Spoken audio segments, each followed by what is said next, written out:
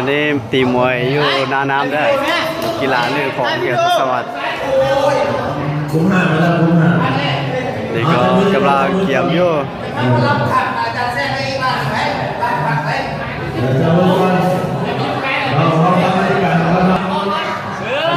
ผู้ใดตกน้ำก็ที่ว่า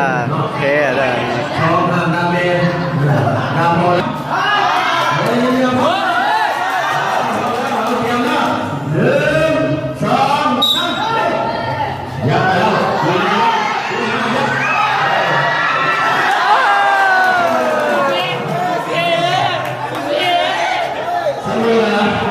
เซฟว่า